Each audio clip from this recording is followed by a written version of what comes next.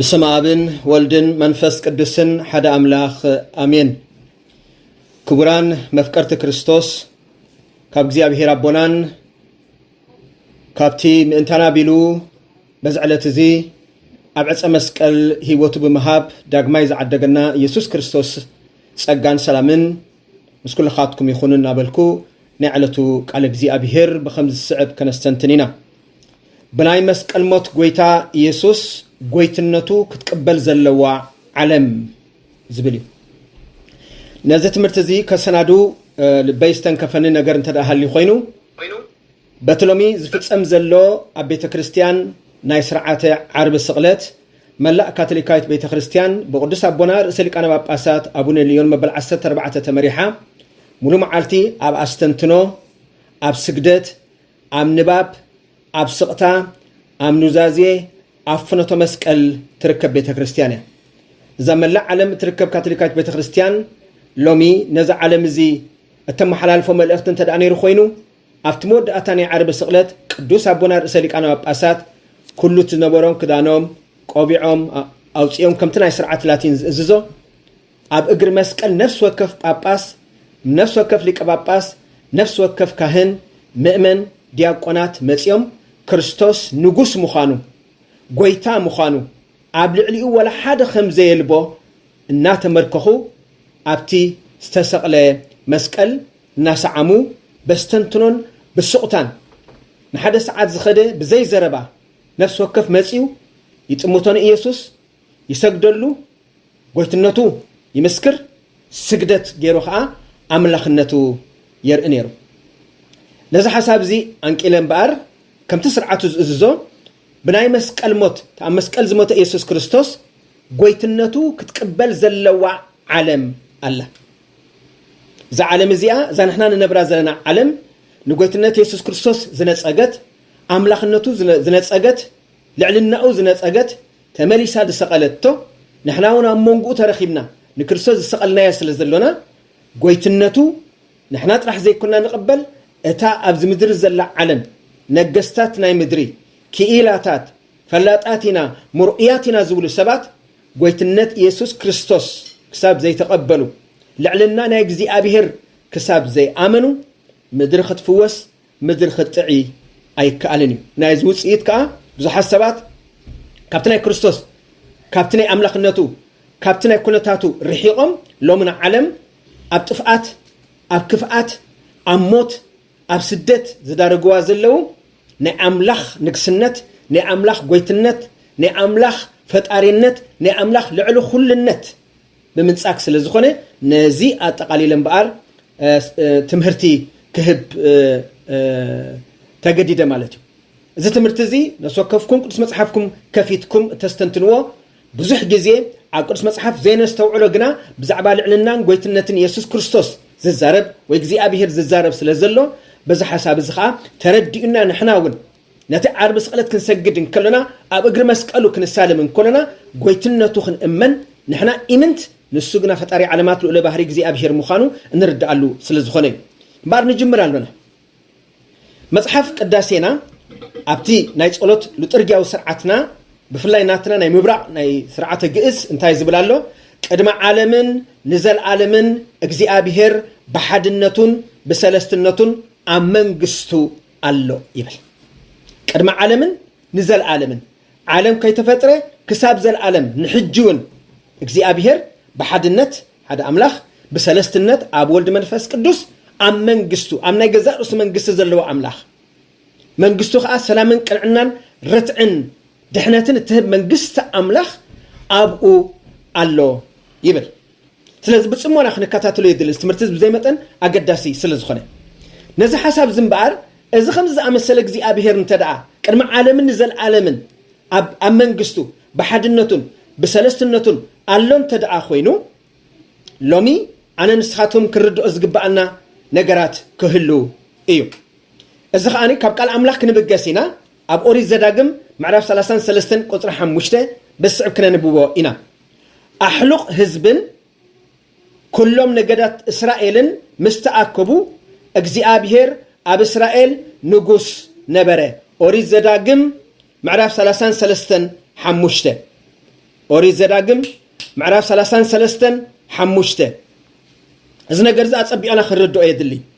أتخيل أي تقسم تايو እግዚአብሔር ኣብ መጽሐፍ ሳሙኤል ምዕራፍ 8 ሓደ እንታይ ይብል ኣብ ቀዳማይ መጽሐፍ ሳሙኤል ምዕራፍ 8 ቁጥር 7 እግዚአብሔር ከአን ሳሙኤል እንታይ ብሎ ኣብኦም ከይነግስ ንዓይ እዮም ዝነዓቁሞ ንዓኻ ኣይኮኑን ይብላ ክልተ ነገራት ንርኢ ኣለና ኣብቲ መጀመርያ ህዝቢ እስራኤል ምስተፈጥረ ኣሕሉቕ መራሕቲ ምስ ገበረሎም እግዚአብሔር ብነገዳት በዓሌት ብፈራዕ እዮም ዝካየዱ ዝነበሩ ኣምነስ ወከፈን ከዓ መራሕቲ ነይርዎም እዞም መራሕቲ እዚኦም እንከለው ይብላሎ ቃል እግዚአብሔር ኣብ እስራኤል እንታይ ነይሩ ይብላሎ ንጉስ ጎይታ ልዕሉ ኩሉ ነይሩ ይብላሎ እዚ ብዘይ መጠን ኣገዳሲ ነጥቢኡ ዘልዕሎ ዘለኹ ማለት እዩ ነዚያ ንሕዳ ተረዲእና ተመሊሶም ኣብቲ መጽሐፍ ሳሙኤል ቀዳማይ ምዕራፍ ቀዳማይ መጽሐፍ ሳሙኤል ሻምናይ ምዕራፍ ቁጥር 7 ግን እንታይ ብላሎ እግዚአብሔር ንሳሙኤል እንታይ ኢልዎ ኣነ ኣብኦም ምእንቲ ከይነግስ ንጉሶም ከይከውን ኣምላኾም ከይከውን ጎይቶኦም ምእንቲ ከይከውን ንዓዮም ዝነዓቁ እምበር ንዓኻ ኣይኮኑን ይብሎ ኣብዛ ዓርቢ ስቕለት ከነስተንትን እንከሎና ስቅያትን ሕማማትን ሞትን ናይ ክርስቶስ ዓለም ንክርስቶስ ንዕቃቶ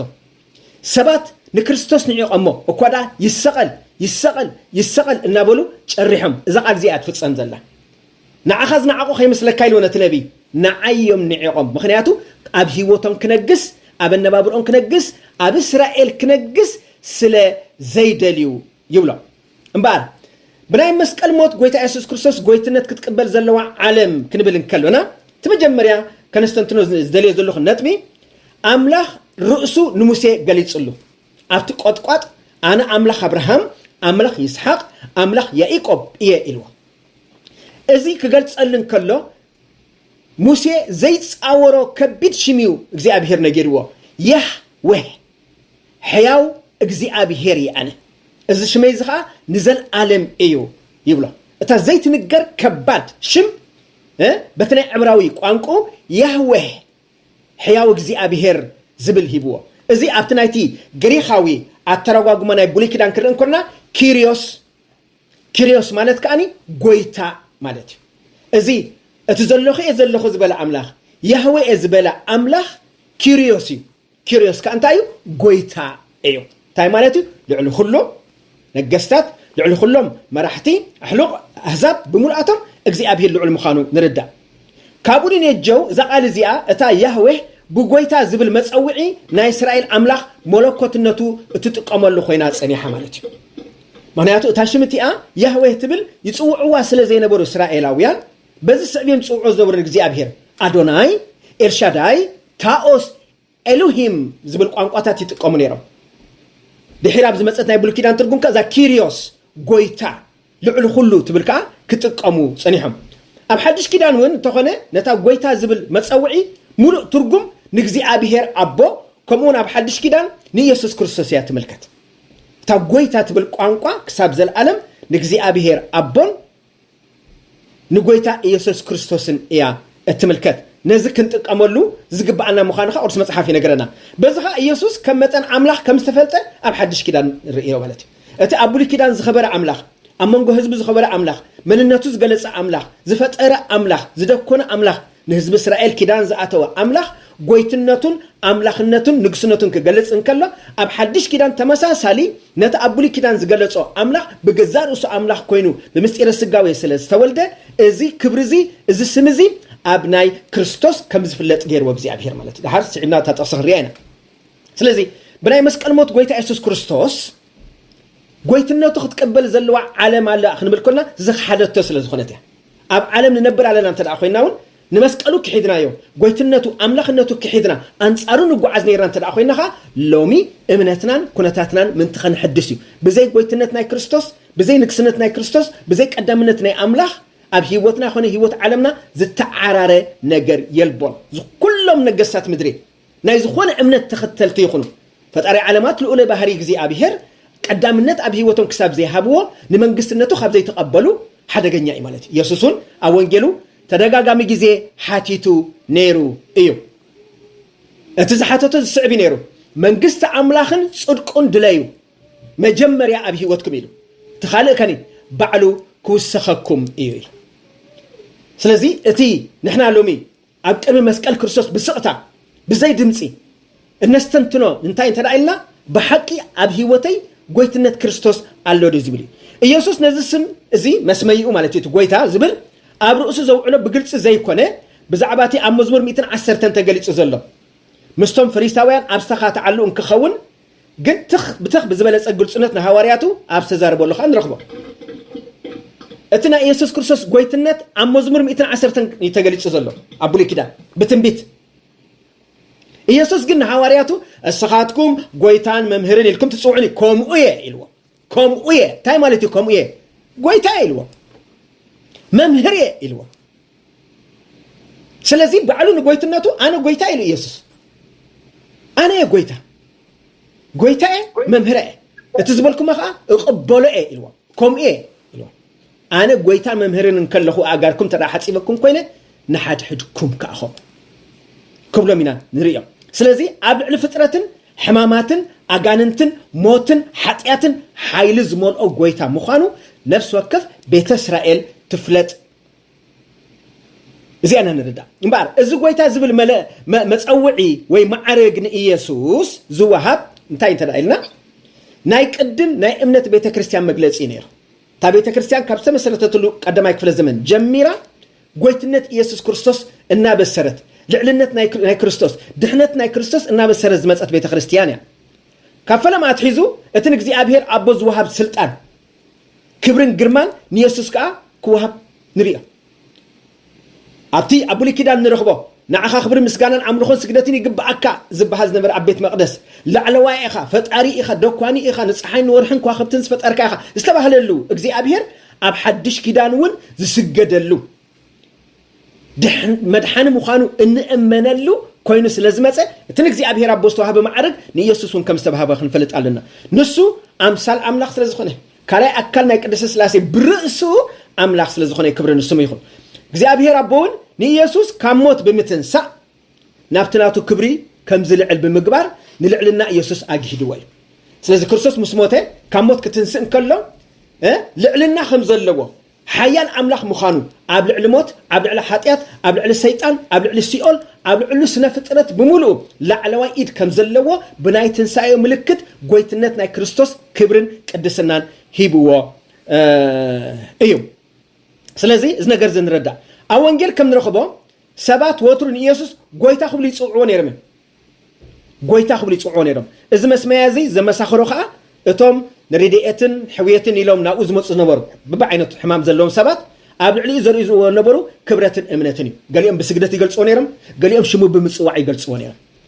እዛ ዓለም እዚኣ እምበኣር ነዚኣ ክሳብ ዘይገበረት ኣብ እግዚኣብሔር ክሳብ ዘይወደቐት ናይ ልዕልና እግዚኣብሔር ከነረጋግፆም ክንሰብኮም ዘለና ከም ናይ ሃዋርያት ንሕና ምዃና ርጉፅ ነገር እዩ እምበኣር ብናይ መንፈስ ቅዱስ ድፊኢት ድማ ጎይታ ዝብል ቃል ንናይ ኢየሱስ መለኮታዊ ምስጢር ዘለና እምነት ንገልፀሉ እዩ ንሕና እውን ጎይታ ክንብል ከለና ኣብ ልዕሊ ኢየሱስ ክርስቶስ ኣምላኽናን መድሓኒናን ምእንታና ኣብ መስቀል ዝሞተ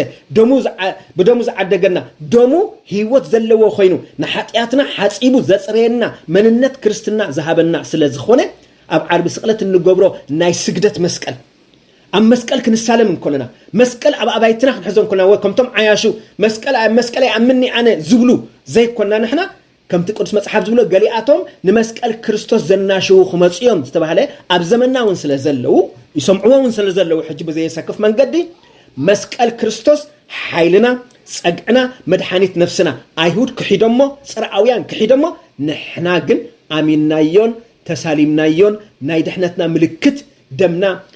ደሙ ኣፍሲሱ ዝዓደገና ኣምላኽ ቢልና ኣሚናዮ ኣለና ከመይ ኢየሱስ ጎይታ ይምበር ጎይታ እኮ እዩ ንጉስ እኮ እዩ ኢልና ክንፈልጦን ከምቲ ቶማስ እውን ጎይታይን ኣምላኸይና ምባል ዝበፅሐብቲ መወዳእታ እዚ ቋንቋ እዚ ዓለም ክደግሞ ንደልዮ ኣለና ካብ ፈለማ ታሪክ ክርስትና እስከ ንኸይድ ጀሚርና ክርስቶስ ኣብ ልዕሊ ዓለምን ታሪክን ጎይታ ኮይኑ ዘረጋግፅ ትምህርቲ ወዲ ሰብ ናይ ውልቅ ናፅነቱ ንእግዚኣብሔር ኣቦን ንጎይታ ኢየሱስ ክርስቶስን እንተዘይኮይኑ ንዝኾነ ይኹን ምድራዊ ሓይሊ ሰብ ኣይተገዝአን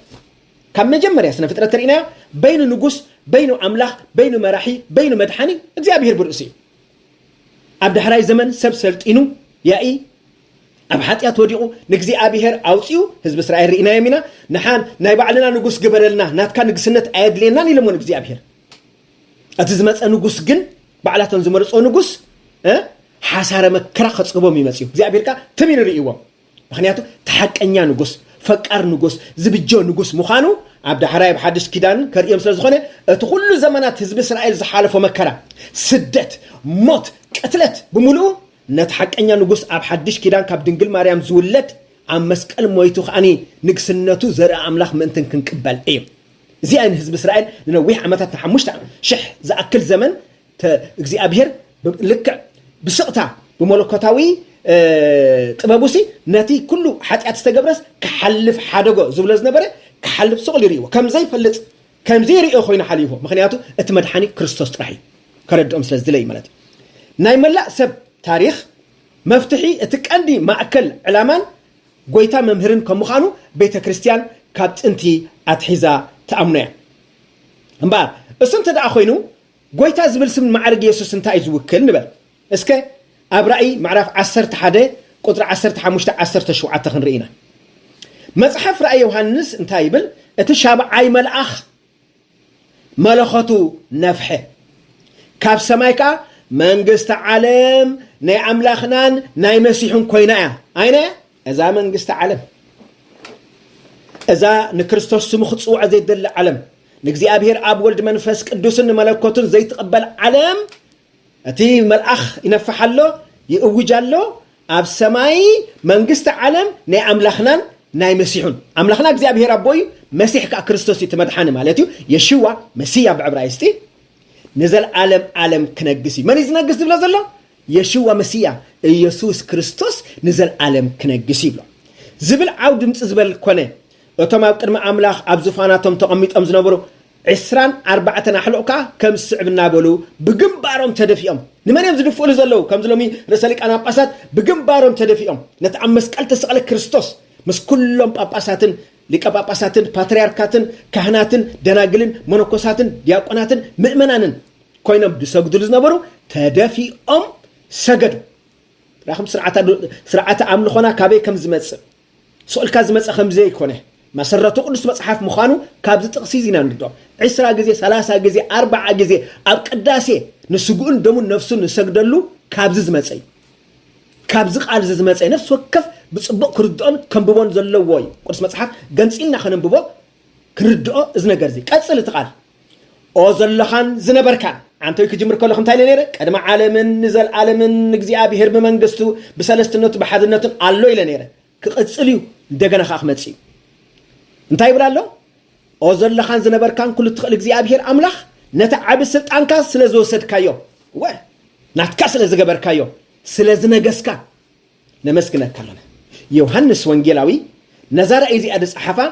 ኣብቲ ወንጌሉ እንታይ ልጽሕፍ ነይሩ ኢየሱስ አበይ ከበረ ኢልዎ አመስቀል ከበረ كبرنا إيسوس نقصرنا إيسوس لعلنا إيسوس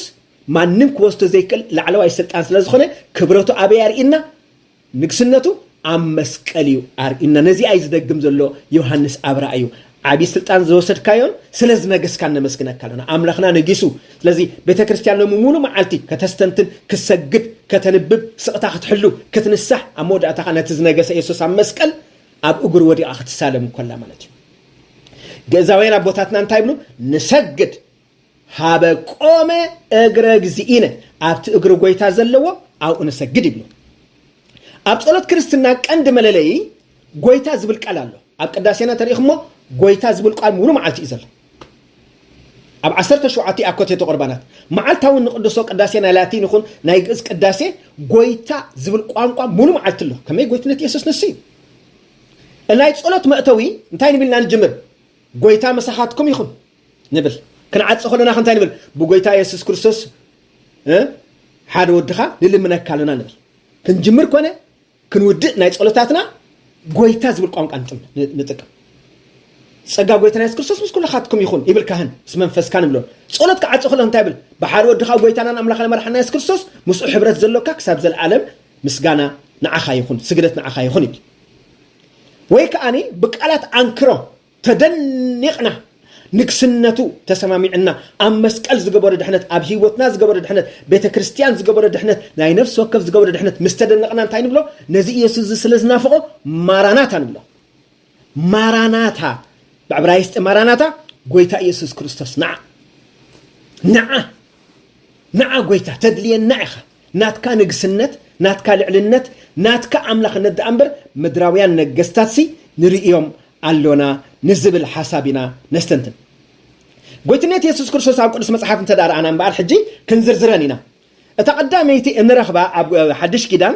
ኣብ ፊልጵ ምዕራፍ 2:9-11 ዘላ እያ ዝኻ ኣድማሳዊ ሓቂ እዩ ኣምላኽ ልዕሊ ኩሉ ልዕል ኣበሎ ንመን ንክርስቶስ ልዕሊ የለን ልዕሊ ኩሉ ስም ዝኾነኻ ሃቦ ኣይናይ ሽምያታ ስም የሽዋ መሲያ ኢየሱስ ክርስቶስ ትብል እያ ልዕሊ ኩሉ ዝበለፀ ሽም ሂብዎ ስለዚ ንኽብሪ ስም ኢየሱስ ነዚ ጎይታ እዛ ጎይትነቱ ምቕባል ኣብያ ዘላ ዓለም ኣብ ሰማይን ምድርን ኣብ ትሕቲ ምድርን ዘሎ ሰማይ ምድሪ ትሕቲ ምድሪ ዘሎ ኩሉ ፍጥረት እንታይ ክገብር እዩ ብብርኩ ክንብርከኽ እዩ ከምዚ ሎሚ ቅዱስ ኣቦና ርእሰ ሊቃነ ጳጳሳት ኣብቲ ስርዓት ኣምልኾና ባዕሎም ጀማሪ ኮይኖም ተንበርኪኾም ሰማይ ይስገደልካ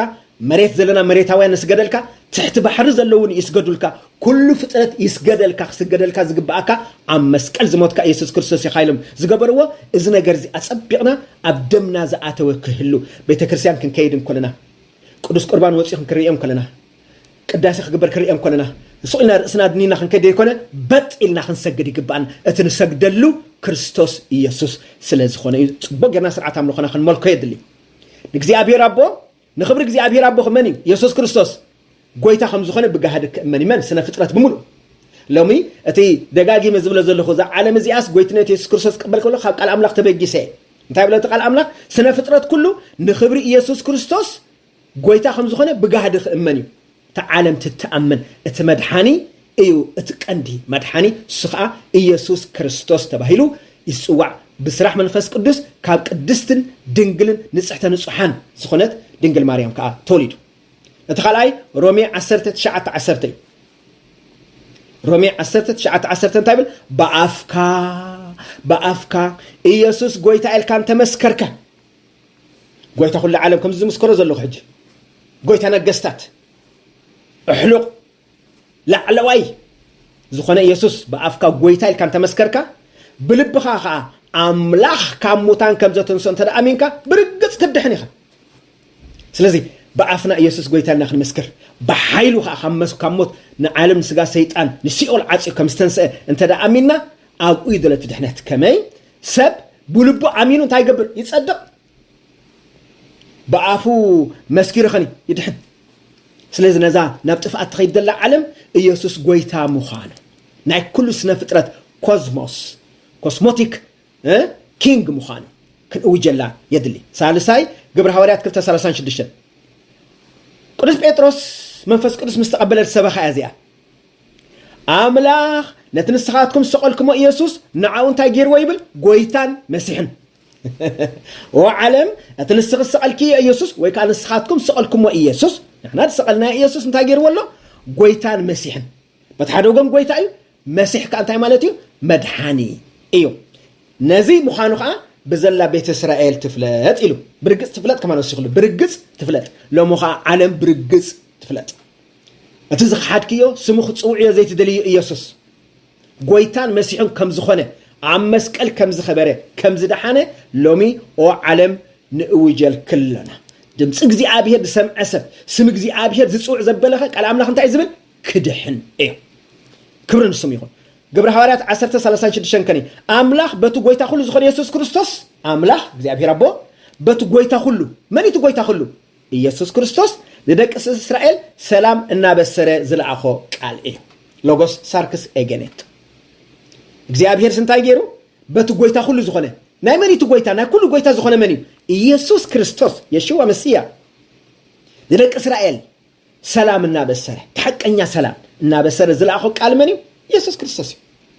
ሕጂውን ቤተ ክርስቲያን ጎይትነቱን ንኣወጀት እያ ስብከተ ወንጌላ ትቕፅል ዘላ ተክርስቲያን እንታይ ትገብር ኣላ ስብከተ ወንጌላ ትቕፅል ኣላ ኣብ ኤፌሶን 1:22 ከዓ اتن كريستوس كاموتان زتنسألون اب سمايات اب يمان زقمطلون حيلو ايو اب عالم زي اطرح زي كورس ابتات متص اب على جزئاتن سلطانن حيلن ملكت ملكن شيمو اب على كل زسمه سم هابو እግዚአብሔር እንታይ ገይሩ ለማለት እዩ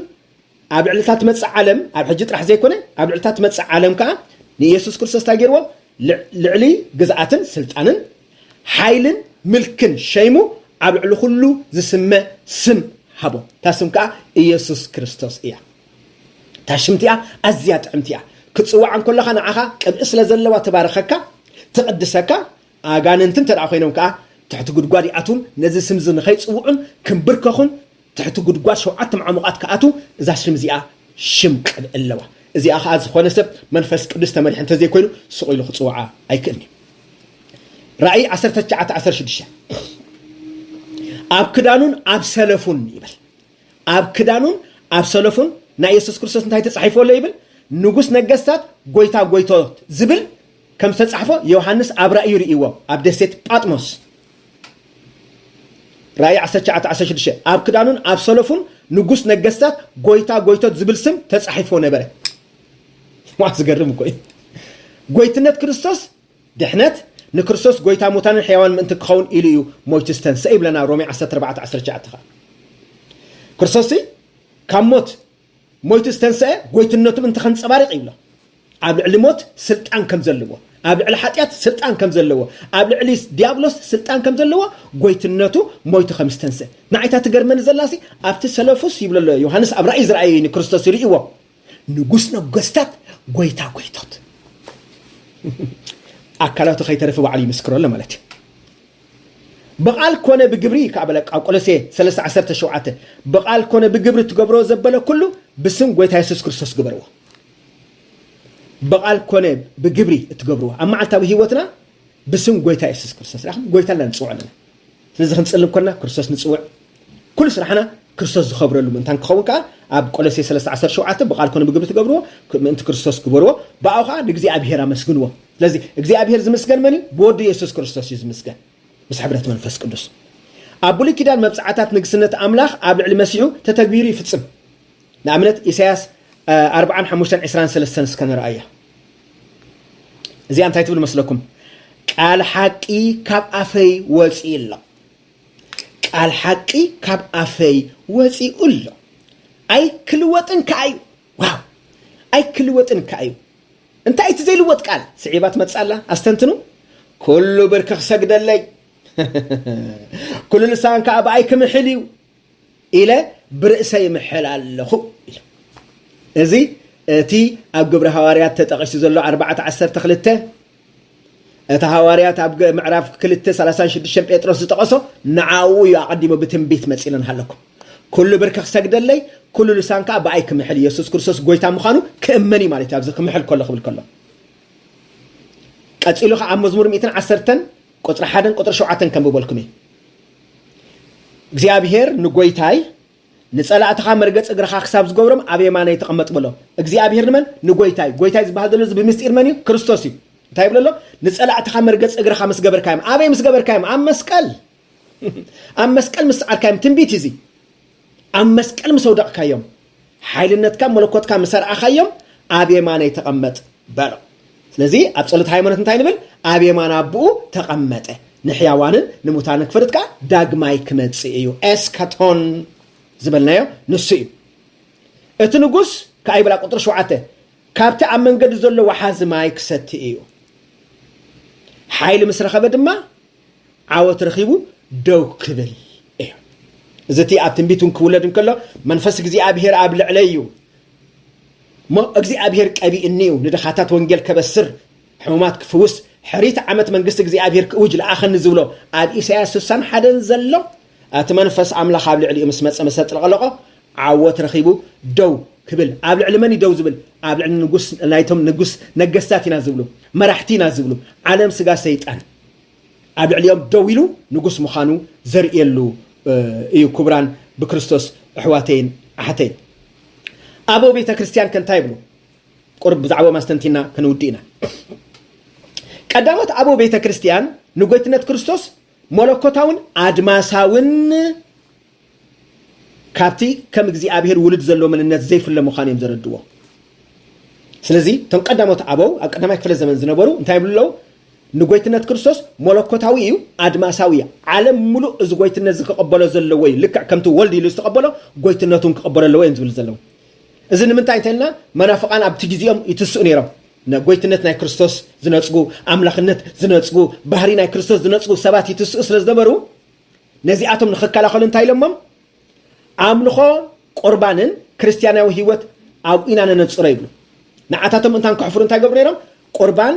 ስጋን ደምን ነፍስን መለኮትን ናይ ክርስቶስ ስለዘለዎ አምልኾን ስግደትን ይግብኦ እዩ እናበሉ ነቶም መናፍቃን ንክርስቶስ ኣብ መለኮቱ ኣብ ስጉኡን ደሙን ኣብ ቃሉን ክሰግዱ ዘይደልዩ ኣብ መስቀሉ ክሰግደሉ ዘይደልዩ እቶም ክርስቲያን ቀዳሞት አበው ነዚ ምህርዎም ነበሩ ክርስቲያናዊ ህይወቶም ኣብኡ የነጽርዎ ነይሮም ትምክሕቲ መስቀል ትምክሕተይ እዩ ኢሎም ካብ ክሳዶም ካብ ኣዕዳቦም ዘይፈልይዎ ምስኡ ዝቕበሩ ምስኡ ዝሞቱ እዮም ነይሮም ብኸምኡ ኢና ፍኖቶ መስቀል ንገብር ምክንያቱ እቲ መስቀል ዝነዓና ክብሪ ይምፅልና ከምቲ ኣይሁድ ዝሓሰብዎ ናይ መቕፃዕቲ ናይ ሞት ንክርስቶስ ናይ ምንሻው ዘይኮነ ንዓና ክብርና እዩ ተገሊፁ ኣብኡ ሳዶር አላዶር ዳናት አዴራ ሮዳስ ምስተሰቀለ ክርስቶስ ኣብታ ዓጽምቱ ኣብታ ኣዳው ምስተሸንከረ ደሙ ምስፈሰሰ ክብረትና እዩ ተመሊሱ እዚ ክብሪ እዚ ዘለዎ ሰብ ከዓኒ ሎምነ ዝብሎ ዘሎ ቃል የስተብለሉ ናይ ክርስቶስ ጎይትነትን አምላኽነትን ዓለም ናይ ግድን ይኽትቀበል ምክንያቱ ልዕሊ እግዚአብሔር ኣብ ወልድ መንፈስ ቅዱስ የልቦን ቀፂሎ እንታይ ብሎ ኣበው ኪሪዮስ ዝብል ማዓርግ ንኢየሱስ ምስ አምላኽ እስራኤል ብዘለለየ መንገዲ ዝተተግቢሩ ይብሉ ታ ኪሪዮስ ዝብል ቋንቋ ትርጉማ ብግሪክ ጎይታ ማለት እያ እዛ ጎይታ እዚኣ እታ ብሉይ ኪዳን እግዚአብሔር ትወሃብ ዝነበረት ሽምያ ስለዚ ንክርስቶስን ትግቦያ ምክንያቱ ንሱ አምላኽ እዩ ይብሉ ሕጂ እምበኣር በብሽሞም ክሪኦም ኢና ቅዱስ ኤግናጽዮስ አንጾኪያ ይበሃል ተቀዳማይ ب35 ዓመተ ምህረት ተወሊዱ ብ107 ዝሞተ እዩ راحم تقدم أي مسيكم قدم أي في الزمن تبجمر وعو كريستنا كله نايد حنا كريستوس جينا سوسا 7 عامات كي قبرن كله زنبريزي ناي مفل لا يزقط من أبيات كريستيانات نير بناي ناي كريستوس نجر نبأتاتن أب صحافة من أختن تايلو صحيف لهم كانت يسوع كريستوس نعبو زقبره أب تحت باباس حادنت كله دحر من محسان كريستوس يبلنسو قويتا يسوع كريستوس مدحان نفسنا أم حدار أكلاتنا أكل كل بيت خريستيان مالتيو قواسا كاثوليكايت بيت خريستيان يقول آمين واو كتعم زي غازي أخدق معي أتم كريستيانات بيت الزمن نزل بورسي ناي باولوسي ناي أبولوسي لهم كفالا لي مش جمرو أنا تسير لهم زقدس زي إغناطيوس أنصوكيا انتاي بلهم آتم حواتي حدا نجر كنجركم دلي قويتا يسوع كريستوس مدحان نفسنا ينا نفس وكف قويتا المدحاني أم حدار أكلاتنا أيو يعني نفس وكفنا أكلاتنا تبيت كريستياننا نفس وكف حيوان أمان استزخنا يبلو قاتل انتاي بلهم قواسا كاثوليكايت بيت خريستيان يبلو تحنت زي مسرتا بيت خريستيان أم مسكال الرئيو على تبقى علي تزق هذا بيت خريستيان ناتا أملاخيو يبلو كم إلي تحازو نتكون النت ناي كريستوس سقاوين قويتنتن كخحدو زخحدو سباتكا يتنقعهم لذي قويتنتو عايت خحدو سقاوي ملكوت النتو عايت خحدو مخنياتو ملو أكل زلوو سقوو بحرينا كون توسده بزي بحاتياتيو كل حقي فتسمى يبلو كلا يتعنز فوتو قدسي قدس يوستينوس سمعت أغسطينوس ديكونس يوستينوس زخا بناي قداسي استمهر كوسو زخون كيز فوتو بمئة توليدو بمئة سوسان حموشتين يمويتو زخا انتاي بل أبقدماي يقريتا مستي تريفو زبهال حدا نيرو سب زي ترد صحفو لزنبره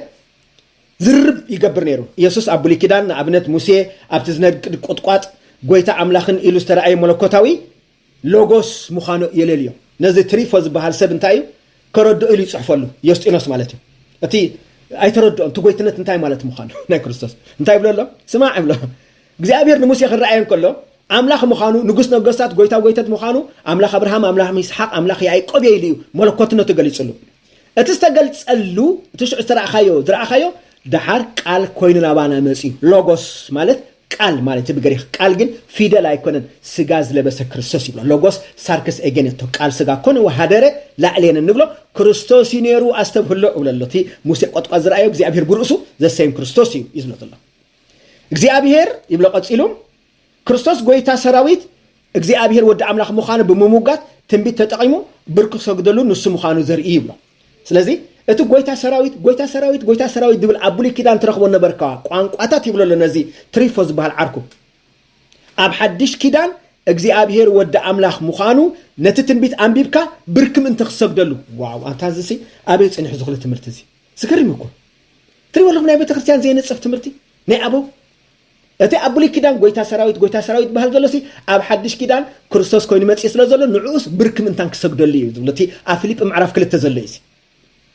ቅዱስ ዮስጢኖስ እንታይ ብል ጎይትነት ምስ ድሕነት ኣምልኾን ኣሲርዎ ናይ ጎይትነት ኢየሱስ ክርስቶስ እቲ ጎይትነት ምስ ድሕነት ዓይናይ ድሕነት እቲ ኣብ መስቀል ዝተገብረ ድሕነት ክርስቲያናት ንኢየሱስ ብጸሎትን ምስጢራትን ጎይታ ክብልዎ ይግባእ ስለዚ ኣብ ምስጢራት ጎይታና ንጽውዕ ኢና ኣብ ጥምቀት ኣብ ሜሮን ኣብ ቁርባን ኣብ ንስሓ ኣብ ቃል ኪዳን ኣብ ክህነት ኣብ መጽሓፈ ቀንዲል ኩሉ ጎይታ ኢየሱስ ክርስቶስ ኢና ንጽውዖ ኣብ ጸሎትናትናን መስዋዕቲ ቅዳሴያትናን ኩሉ ኣምልኾናን ከኣኒ ጎይትነቱን እመን ኢሉ ይገልጸሉ ማለት እዩ ቀጺሉ ኢሬኔዎስ ዝበሃል ዝመጽእ ብ130 ዓመተ ምህረት ተወሊዱ ብ202 ዝሞተ ማለት እዩ ቅዱስ ኢሬኔዎስ ዘሊዮን ይበሃል ኢሬኔዎስ ኣብታ አንጻር መናፍቅነት ትብል መጽሓፉ ሓድነት ኣምላኽን ክርስቶስን ነቶም ግኖስቲክ ፍልጠት ጥራሕ ዝብሉ ዝነበሩ ወይ ከዓ ክልተ ኣውነት ዘስተምሩ ዝነበሩ ንዓታቶም ይቃወሙ እንታይ ይብሎም ንኢየሱስ ክርስቶስ ኢየሱስ ጎይታናን ኣምላኽናን መድሓኒናን ንጉስን እዩ ይብሎም የነጽረሎም ማዕርግ ይውስኸሉ ትሶም ትፈልጦ ኢየሱስ ክርስቶስ ጎይታ እዩ ይብሎም ኣሎ ኣምላኽ እዩ መድሓኒ እዩ ንጉስ እዩ ነዚአን ፍለጡ ይብሎም ነቶም ጸረ ናይ ክርስቶስ ዝነበሩ ግኖስቲክ ማለት በቋንቋ ናይ ግሪክ ናይ ፍልጠት ኣፍልጠት ጥራሕ ንኣምላኽ ዘይረአ ኣምላኽ ክርአይ ክእልኒ ዝብል ዓይነት ዝነበሮም ንዓታቶም ይገልጸሎም ኣሎ ንሱ እንታይ ይብሎም ንሰብኣውነት ኣብ ገዛእ ርእሱ ዳግማ ይሕውሶ ናይ ክርስቶስ ሰብኣውነት ኣብቲ መለኮትነቱ ከም ዘሎ ይነግሮም ቀጺሉ እንታይ ይብሎም ኣብ ትሕቲ ጎይትነቱ ዝተቐበሎ ቅዱስ ቁርባን ስጋን ደምን ናይቲ ስጋ ዝለበሰ ኢየሱስ ክርስቶስ ምዃኑ ይገልጸሉ ቅዱስ ኢሬኔዎስ ይብሎም ዘሎ እቲ ስጋን ደምን ተቐበሎ ዘለኹም ናይ ጎይትነቱ ምልክት እዩ ጎይታ ዝኾነ ኢየሱስ ክርስቶስ ይኹም ተቐበሉ ዘለኹም ካልእ ኣይኮነን ይብሎም ኣሎ ስለዚ ቅዱስ ስጋን ክቡር ደምን ናይቲ ስጋ ዝለበሰ ኢየሱስ ክርስቶስ ካብ መን ስጋ ለቢሱ ካብ ድንግል ማርያም ብናይ መን ስራሕ ብናይ መንፈስ ቅዱስ ስራሕ አትናቴዎስ ከኣኒ ቅዱስ አትናቴዎስ ማለት ናይ ግብፅ ፓትርያርክ ኮይኑ ንፍረሚናጦስ ሊኢኹ ኣብ ሃገርና ክርስትና ዝሰበኸልና እዩ እዚ ከዓ ክንፈልጦ ኣለና እዚ ቅዱስ አትናቴዎስ ከኣኒ ኦን ዘ ኢንካርኔሽን ምስጢረ ስጋዌ ትብል መጽሓፍ ኣላቶ ኣብዛ ምስጢረ ስጋዌ እንታይ ይብል እትብል መጽሓፉ ንሙሉእ መለኮትነት ናይ ክርስቶስ ተኸታቲሉ የምህር ከምህር ከለኻ እንታይ ይብሎም መለኮታዊ ጎይታ ጥራሕ እዩ ንደቂ ሰባት ክብጀው ዝኽእል ይብሎም እዚ ኣነ ሎሙ ጎይታ ዝብሎ ዘለኹ መለኮታዊ ጎይታ ወይ ከዓ ክርስቶስ ጥራሕ እዩ ንደቂ ሰባት ክብጀው ዝኽእል ስለዚ ኣብ ዓለምሲ ሰብ ንሰብ ክብጀው ሪኢኹም ኣይትፈልጡን ኢኹም ይብሎም ኣሎ ሰብ ዝብጀዎ ሓደ እዩ እሱ ከዓ እቲ መለኮታዊ ጎይታ ራእኹም ታ ጎይትነት ኣገዳሲታ ስለዚ ዓለም እዚኣ ጎይትነት ክርስቶስ ልዕልና ክርስቶስ ንግስነት ክርስቶስ ኣምላኽነት ክርስቶስ ናይ ክርስቶስ ናይ ምድሓን ሓይሊ ክትቀበል ናይ ግድን እዩ ግዝኣቱ ይብልካ ቅዱስ አውግስጢኖስ በተደጋጋሚ ብዛዕባ ክርስቶስ ከም ጎይታን ንጉስን ይዛረብ ቅዱስ አውግስጢኖስ ፍሉጥ ብዙሕ ግዜ ነጊረኩም ምሂረኩም ብዛዕባ ጎይትነትን ንግስናን ክርስቶስ ይዛረብ እንታይ ይብል ግን ንሱ ግዝኣቱ ንከተማ ኣምላኽ የማሓድር ናይ ክርስቶስ ንግስነት እንታይ ይብሉ ከተማ ኣምላኽ የማሓድር ኣብ ህይወትን ትምህርትን ፍጹም ተኣማንነት ዝሓትት እዩ ኸ ይብል ስለዚ ነታ ከተማ ኣምላኽ ናይ እግዚአብሔር መንግስቲ ማለት እዩ ንዓይ የማሓድር ኣብ ነፍሲ ወከፍ ህይወት ከኒ ናይ ፍጹም ተኣማንነት ትምህርቲ የመሓላልፍ ይብሎ ኣብ ፍጹም ህይወት ናይ ነፍሲ ወከፍና እንታይና ንብል ዘለና ንሕና እውን ንክርስቶስ ጎይትነቱን ኣምላኽነቱን መለኮትነቱን ተቐቢልና ክንክእሎ እሞ ነቲ ኣብ ዓርቢ ስቕለት ሎሞ ቤተ ክርስቲያን ትሰግደሉ ዘላ ክርስቶስ ናይ ህይወትና መቐን መለክዕ ምዃኑ ክንፈልጦ እምበኣር ኣበ ቤተ ክርስቲያን ንጎይትነት ከም ርጡብ ዘይኮነስ ከም ግብራዊ ይርእይዎ ነበሩ ግብራዊ ስራሕ እዩ ይብልዎ ነይሮም ግብራዊ ስራሕ እዩ ነይቲ ግብራዊ ስራሕ ኣምላኽነቱ ኣብዚ ምድሪ እዚ ዋላ እንተተመላለሰ ዋላ እንተሞተ ዋላ እንተሰበኸ ጎይታን መሲሕን ምዃኑ ግን ኣይትረስዑ ይብል ትንሳኤን ዕርገትን ከም እግዚኣብሔር ንጎይትነት ኢየሱስ ክርስቶስ ብግልፂ ይገልጾ ይብሉ ኣቦ እንታይ ይብሉ ትንሳኤን ዕርገትን ናይ ክርስቶስ ጎይትነት እየን እዚኣተን ከዓ ግብረ ሐዋርያት 236 ከምኡውን ፊልጵ ምዕራፍ 2 ብመጽናዕት እዮም ዝርእይዎን ማለት እዩ እንታይ ይብሉ ኣሎ ማለት እዩ ናይ ክርስቶስ ጎይትነት ኣበይ ተገሊጹ ይብሉ ኣብ ትንሳኤን ዕርገትን ከም ዝተገልጸ ዓለም ሙሉእ ትፍለጥና ብሉኻ ኣበው የምህሩ መደምደምታ ቅዱስ መጽሓፍ ኣበ ቤተ ክርስቲያን ሕዋተይን ሓተይን እምበኣር ንጎይትነት ኢየሱስ ክርስቶስ ከም መድሓኒ ዘለው ተራ ኣማራጺ ወይ ካልኣዊ ኣይኮነን ዝብልዎ መሰረታዊ እዩ ጎይትነት ኢየሱስ ክርስቶስ ኣብ እምነትና ኣብ ጉዕዞና ኣብ ስብከተ ወንጌልና ኣብ ክርስቲያናዊ ኣነባብራና ናይታ ቤተ ክርስቲያን መሰረታዊ እምነት እዩ እቲ ትሑት ኣገልጋሊ ክርስቶስ ከም ልዑል ኣካል ልዕል ዝበለ እዩ ከመይ ኣብ መስቀል ከቢሩ ስለ ዝኾነ ኸዓ ጎይታ ኢኻ ክበሃል ኣለዎ ብዘይኩ ጎይታ የልቦን ሓቀኛ እምነት ከዓኒ ናይ ክርስቶስ ሓቀኛ ሓደ ወዲ መዝሙር ወይ ከዓ ንሕና ተኸተልቱ ንበሃል ክንብሎ ዝግብኣና እዚ ንጉስ እዚ ቀዳማይን ውልቁ ንጉስ ናይዚ ኮስሚክ ንሪኦ ዘለና ዓለም ምዃኑ ክንእውጀሉ የድልየና ሓደ ነገር ግን ንፈልጥ ኣብዚኣ ሕጂ ሓዙ መሰረታዊት ቃል ክዛረብ ሕጂ ቄሳር ንጉስና ኣይኮነን ዝኾነ ኣብዚ ምድሪ ዘለዉ ነገስታት እዞም ኩሎም ኣብዚ ምድሪ ዘለዉ ሓያላት ኢና ዝብሉ ንጉስ ኣይኮኑ ምክንያቱ ኣብቲ ዘመን ናይ ክርስቶስ ቄሳር ኣነ ንጉስ ይብል ነይሩ እዩ ድሕሮም ዝመፁ ነገስታት ናይ ሮማ ይኹኑ ስዒቦም ዝመፁ ከዓ ክስገደሎም ይሓቱ ነይሮም እዮም ከም በዓል ንጉስ ዳመሽያን ዝኣመሰሉ ክንደይ ናይ ተኸተልቲ ክርስቶስ ዝነበሩቶም ቀዳሞት ክርስቲያን ካን ኣይንሰግድ ኢና ኢሎም ከዓ ሂወቶም ክሳብ ደሞም ኣፍሲሶም እዮም እምበኣር ቅዱስ መፅሓፍና እንታይ ይብለና ኣሎ ቄሳር ንጉስና ኣይኮነን ንጉስና ኣይኮነን እታ ናትና ናይ ክርስቲያን ሓደ ንጉስ ዘለና ክርስቶስ በይኒ እሱ ከዓ እቲ ኣብ መስቀል ዝኸበረ እዩ ኢና ንብል ዘለና እምበኣር ቄሳር ኣይኮነን ኢላ ትእውጅ ዘላ ቤተ ክርስቲያን እያ እንታይ ኢላ ትእውጅ ዘላ ንቄሳርን ንናይ ሓሶት ኣማለኽቲ ዝሓዘት ኣረማዊት ዓለም ክርስቶስ ንጉስ ምኾይኖ ንእውጀሉ ዕለት እዩ ዓርቢ ስቕለት ክበሃል ከሎ በኣና ንቄሳርን ቄሳራውያን ኣብ ሙሉእ ዓለም ዝርከቡን ንናይ ሓሶት ኣማለኽቲ ኣምላኽ ኢና ዝብሉ ኣማለኽቲ ዝሓዘት ዓለም ወይ ከዓ ኣረማዊት ዓለም እንታይ ንእውጀላ ኢየሱስ ክርስቶስ ጎይታን መሲሑን ከም ዝኾነ ፍለጢ እስኺ ዓለም ሒዝክዮም ዘለኹ ኣማለኽቲ እዞም ሕጂ ንሪኦም ዘለና ሓደሽቲ መፅኦም ዘለዉ ኣማለኽቲ ኣምልኹና ስገዱልና ዝብሉ ወይ ከዓ ክርስቶስ ዘይኮኑ ክርስቶሳውያን ኢና ዝብሉ ቄሳራውያን እንታይ ብሎም ኣሎ ቤተክርስትያን እንታይ ትብሎም ኣላ ኣረማዊት ዓለም ሎሚ ፍለጢ ክርስቶስ እቲ ሓደ ንጉስ ጎይታ ከዓ ንሱ እዩ እናበለው ይእውጅ ኣሎ ኢሳያስ ነቢ ብዛዕባ ንግስነት ክርስቶስ ኣቐዲሙ ተነቢ ነይሩ እዩ ክልተ ጥቕስታት ክንጠቅስ ቀዳማይ ኢሳያስ 9:7 ትንቢት ኢሳያስ ምዕራፍ 9:7 እንታይ ይብል ግዝኣት መንግስቱ እናዓበየ ናይ መን መንግስትኒ ናይ መንግስቲ እግዚኣብሔር እዩ ግዝኣት መንግስቱ እናዓበየ ክኸይድ እዩ ኢየሱስ ካብታ ዝተወልደላ ግዜ ጀሚሩ ግዝኣት መንግስቱ እናዓበየ ክኸይድ እዩ ብዘመን መንግስቱ ብናይ መን ዘመን ብናይ ክርስቶስ ዘመነ መንግስቲ ድማ ኩሉ ግዜ ሰላም ክኸውን እዩ ኣሜን ክርስቶስ እቲ ሓቀኛ ሰላም ሓቀኛ ንጉስ ኣብ ቅዳሴና እንታይ ንብል ኦ ንጉሰ ሰላም ሰላም ኢየሱስ ክርስቶስ ሰላም ካሃበና ሰላም ካብዕለና ፃዕና ሓጢኣትና ሓደገልና ብሰላም ተጓዓዝና ናብ ኣባይትና ከምንኣቱ ግበር ንብል ንጉሰ ሰላም ሓቀኛ ሰላም ዝህብ ኣብ ዘመነ መንግስትነቱ እንታይ ክኸውን ኢልዎ ኣሎ ሰላም ሻሎም ሃበሪም ኣብ ዝፋን ንጉስ ዳዊት ከዓ ኮይኑ ክገዝእ እዩ እቲ ተኸቲልዎ ዝመፀ ዘርኢ ናይ ኣምላኽ ሒዙ ኣብ ዝፋን ኣቡኡ ዳዊት ንዘለዓለም ክነግስ እዩ ዝተባህለሉ እምበኣር ኣብ ብሉይ ክዳን ኮነ ኣብ ሓድሽ ክዳን መን እዩ ክርስቶስ ኢየሱስ በይኑ እሱ ከዓ እቲ ኣብ መስቀል ኣብ ዓርቢ ስቕለት ዝተበጀወና ኣብ ትንሳኤ መንነቱ ገሊፁ ዓወት ዝሃበና ማለት እዩ ካብ ሕጂ ንዘለዓለም ከንታይ ንብሎ ብሓቅን ፍትሕን ክገዝእ እዩ ኣብ ዓለም ሓቂ የልቦን ኣብ ዓለም ፍትሒ የልቦን ኣብ ዓለም ሰላም የልቦን ርትዒ የብሎም የልቦን ኣብ ክርስቶስ ግን እንታይ ኣሎ ፍትሒ ኣሎ ርትዒ ኣሎ ሓቂ ኣሎ ሰላም ኣሎ ፍትሒ ኣሎ በዚ እዩ ዝገዝኣና ክርስቶስ ምክንያቱ ናይ ክርስቶስ መንነት ኣታላሊ መንነት ከም ናይ ዓለም ኣይኮነን فسلام كنا بوكم يلهم زتالولنا بزحاتهم فتح نقبل لكم على ناس بولنا زتالولنا بزحاتهم حقنا زارب لنا يلهم حصوت زنقرنا بزحاتهم رتع زي بولهم رتع وين كمسيلهم كرأيو زمصو بزحاتهم كريستوس كن زي تال الأملاك حق إني أملاك زخنة أملاك حق نستحى مخانك بتزل أحكي يسوع كريستوس إيمان يستبهله استنقر له أبي يوحنا 10:13 لهم يفت سماه له هاليلويا أبز عرب سقلت زيادة مننا لهم بتخرسيان نزيع جلس أتلنا علم نهالكم بلتي إذا أمنون ورا مرحيم سي تسقيلوا مويتو إلهم زلا قصوا عيهود لهم زلا قصون هاللو أي موتن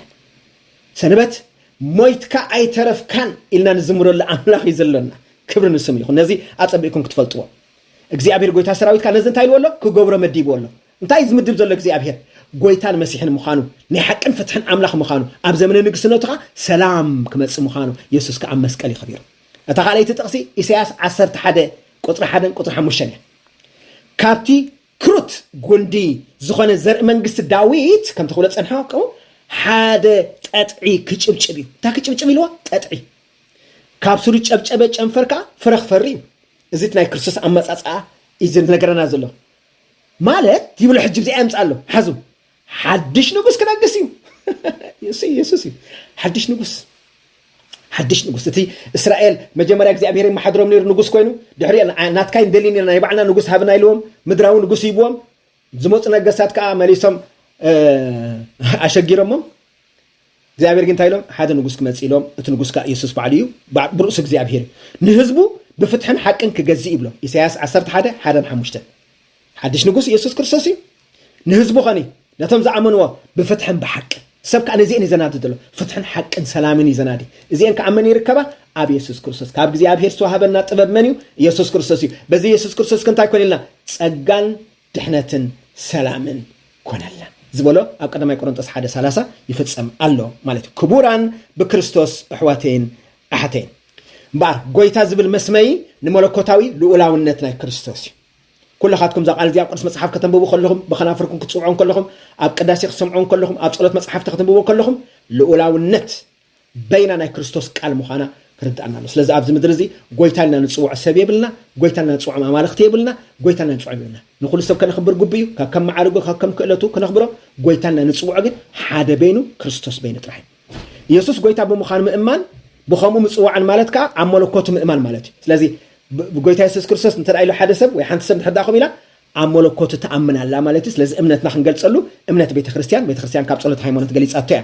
ቅዱስ ጳውሎስ እንታይ ይብል ብመንፈስ ቅዱስ ተደሪኹ እንተዘይ ኮይኑ ኢየሱስ ጎይታ ክብል ዝኽእል ወላ ሓደ የልቦን ቀዳማይ ቆሮንቶስ 12:3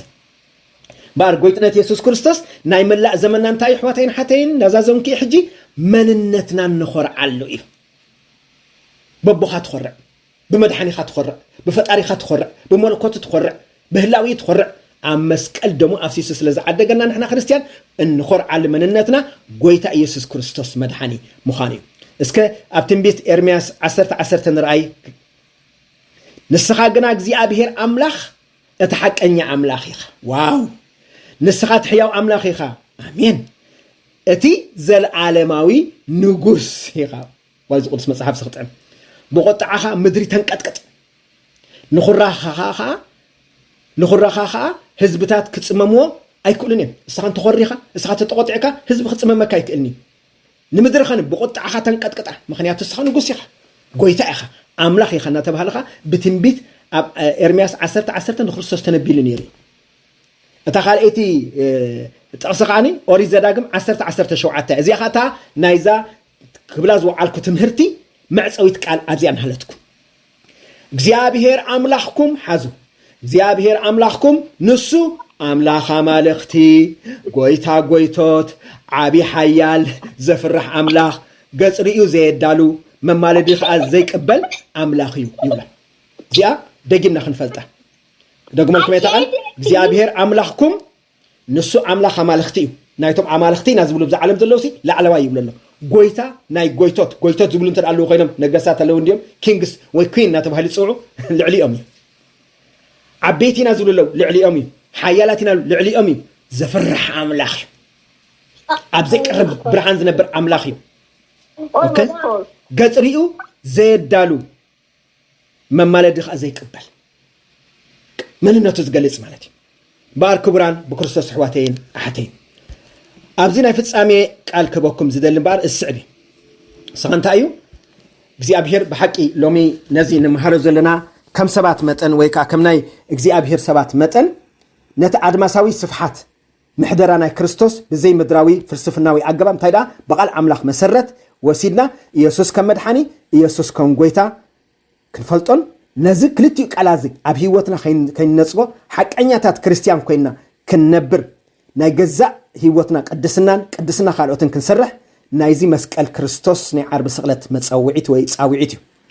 ናብ ግዛኣት ኣምላኽ እንምለሰሉ መዓልቲ እዩ ኣበይናይ ኣብ ንግስነቱን ኣብ ኣምላኽነቱን ዓስብና ከንታይ እዩ ክብሪ ዘለዓለማዊ ህይወት ምውራስ እዩ ነዚ ሓሲብና ኣሕዋተይን ሓተይን እምበር እቲ ኣምላኽ ኣብ ልዕሊና ዝፈፀሞ ጎይትነቱ ልዕልነቱ ኣምላኽነቱ ተረዲእና ነዛ ናብ ጥፍኣት ከይደላ ዓለም ከዓኒ ጎይትነት ኢየሱስ ክርስቶስ ምንታን ክትቅበል ናይ ነፍሲ ወከፍና ጸሎትን ምህለላን ነፍሲ ወከፍና ከዓኒ ኣብቲ ዓርቢ ስቕለት ኣረጊት ሰብነትና ኣረጊት ኣተሓሳስባና ኣረጊት ኩለንተናና ሰቒልና ክርስቶስ ከም ጎይታናን መድሓኒናን ክንፈልጦን ክንርድኦን ክንስዕቦን በዚ መልክዕ እዚ ከዓኒ ከም ቤተ ክርስቲያን ከዓ ክንእውጀሉን እግዚአብሔር ኣምላኽና ቅዱስ ፍቓዱ ይኹነልና ኢየሱስ ክርስቶስ ይመስገን ጎይታ ኢየሱስ ክርስቶስ ጎይታ ህይወትናን ታሪኽናን ይኹን ኣሜን